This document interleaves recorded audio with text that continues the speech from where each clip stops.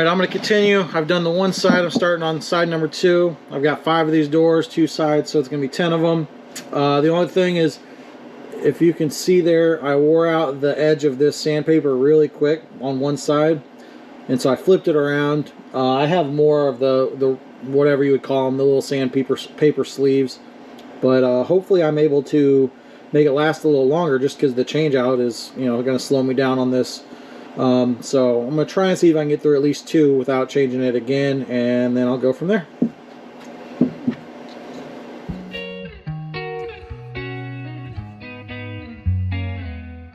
I lost a lot of the footage I had filmed this day, but what you missed was me using an oscillating Dremel tool, and the top popsicle stick on each of these doors, I cut a section out of it so that I had the, you know, head level shorter pane, and then the medium sized one, and then down near the feet a long pane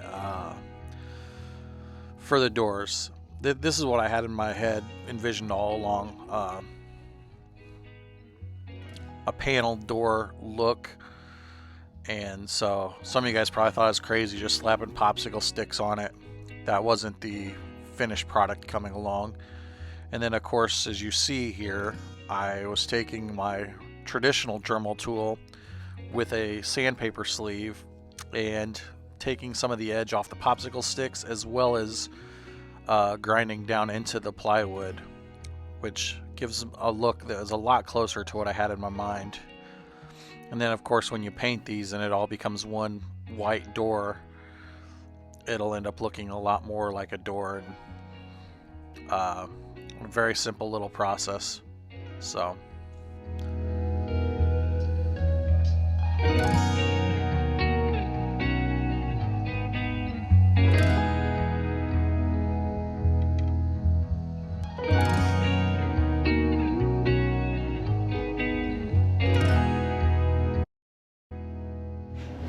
So I tried to keep going, and I mean, you've probably been watching and see that I've pretty much torn through that sandpaper that quick. I've already changed it out once, flipped it over once. So I'm going to try this. You're going to see what the results are here. I don't know if this one will work as good, but it's just taking me, like, I'm going through the sandpaper on that thing really quickly. And so I'm trying to avoid that and get to where I can just keep going and get these finished up, because it shouldn't take long if it weren't for having to constantly change out the sleeve of paper on there. So if you can see on this door the black around the edges of the popsicle sticks, that's because that sandpaper was wearing down, and then the rubber that the sleeve would go over was actually what was rubbing. So while it gave me a good effect and that sandpaper had a lot of grit to it, this option I went with here holds up longer, and I didn't have to constantly change out sleeves. Okay guys, I got them all sanded down. They're not perfect. They look kind of rough, but that's alright. It got the desired effect. I think paint will cover most of those blemishes. So yeah, I just carried on without you guys. I figured you don't need to see every single one of them. So now of course I'm just painting them down, painting the one side of the doors, because they're going to have to completely dry, and then I'm going to come back later to get the other side. This paint is something I've had in the garage for a while. I got it at the Habitat for Humanity Restore. And so who knows how long it was even there before I bought it.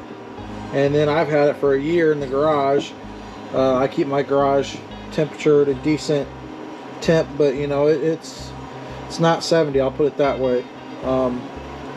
So this stuff needed stirred up pretty good when I opened it just a few minutes ago. It was really clumped on the bottom, really oily on top. But to me that's perfect for these kinds of projects, just using something old, and might as well, it may have gone to waste otherwise. And it's coming pretty thick actually. I honestly, right now it's coming on so thick I can't even, I'm hoping when it dries you can see those indentions a little bit. Right now you can't really even see them for where I just sanded that down. And you definitely feel them. They're there. You can see the edges of them when that's, especially when it had burned with the rubber from the Dremel tool. But now when you cover it in white paint, it almost feels like I was wasting my time. Like it feels like all that effort was for nothing. But we'll see. We'll see when they dry, if it dries on and you can see the texturing to it a little bit more. If not, you definitely can see the popsicle sticks in themselves. So I don't feel like it's a complete waste of time. Either way, you know, this is all about having fun.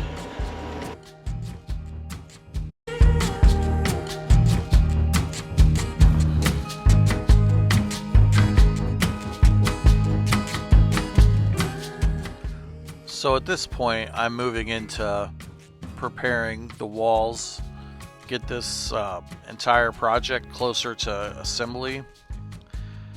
And this wall I'm working on here is going to be the upstairs bathroom. And I saw this fabric at Hobby Lobby and thought it was perfect for a bathroom wall. Almost looks like a mosaic type of tile to me. So I'm using some spray-on adhesive. I had an old can, actually the one you see in this video wasn't working very well. It worked somewhat, but definitely some of the fabric was peeling off, so I went and got a new can, and it should be holding up a lot better now. So this side, as I was discussing, was the bathroom. The other side is some fabric I also got at Hobby Lobby, and that's going to be the children's bedroom of the dollhouse. So some of the walls are going to be painted, but I wanted variety. I don't want this thing to be all just one big, you know, boring, bland piece. So doing some, quote, wallpaper I thought was a nice touch.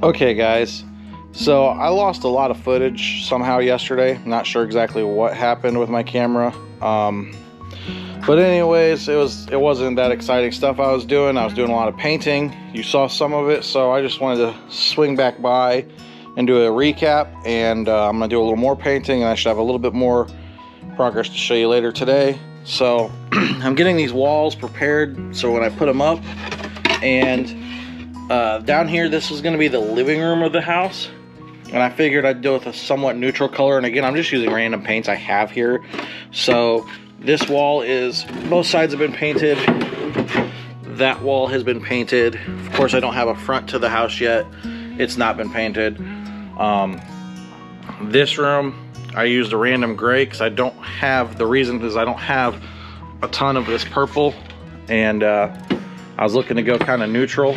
And so I've got the purple of this wall done and gray over here, and I'm not sure, I might use purple on the front side there. And all the walls I have, the ones that will be facing in for what will be the hallway, they've all been painted. Over here, of course, this one is going to be for the kitchen area. They do need some touching up. I'm going to do that off camera. So I've got a couple walls for the kitchen. This is that divider wall. I have not cut these yet, but this is going to be the bathroom side. This is going to be a kid's bedroom. Oh, you know what? This one's not here. This one will be here. Sorry about that. That's why I was trying to wonder why I went with that. So that one will be there. So you'll have bathroom wall with that almost like a mosaic tile look, and then this fabric on one side and then purple on the rest of the room. So that room will be done like that. This one is going to be the one that I needed a neutral color because almost pretending like this is an accent wall that will be over here. So that's where all of those are going. The other thing I worked on was these doors. I painted them. What you saw me doing yesterday was using that Dremel tool I actually took some off the edge of these popsicle sticks and took a little bit down into the wood of the door. Hopefully you can see what I'm going for now. It's, you know, kind of like a panel door look.